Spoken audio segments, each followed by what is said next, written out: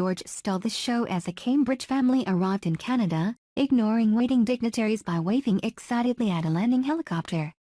But all eyes were on Princess Charlotte, 16 months, making only her third public appearance as she clung to her mother, Kate, looking elegant in blue Jenny Packham dress with a Locke and Co hat and sporting the Queen's glittering maple leaf diamond. The family arrived on a Canadian Air Force plane on time shortly before 4 p.m. local time and were greeted by the Prime Minister Justin Trudeau and his equally fashion-forward wife Sophie. It took a while for the plane steps to be loaded, but when they did, William appeared first holding a slightly apprehensive George's hand. The third in line to the throne was wearing the same outfit that he wore to visit the Lindo wing when his sister was born, a pale blue jumper with blue shorts and knee-length socks, but this time with big boy lace-up shoes.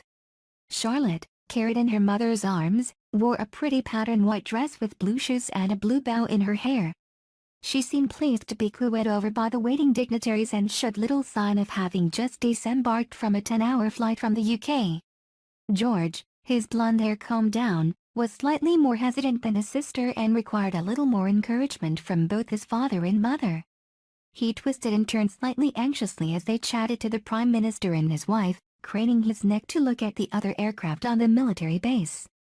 But with a little gentle prompting from his father, Prince William, the future king waved several times at the huge crowd of waiting media and shook hands with some of the lineup, although he then grew a little shy again. After a few minutes, the children were led into a waiting car which had been pre-fitted with infant car seats before the convoy sped off into Victoria. Kate's matching blue Locke and Co hat was decorated with maple leaves as a tribute to her Canadian hosts, as was the Queen's brooch, given to the late Queen Mother by her father, King George, Virgin Islands, US, to mark the state visit to Canada in 1939. She wore it frequently afterwards,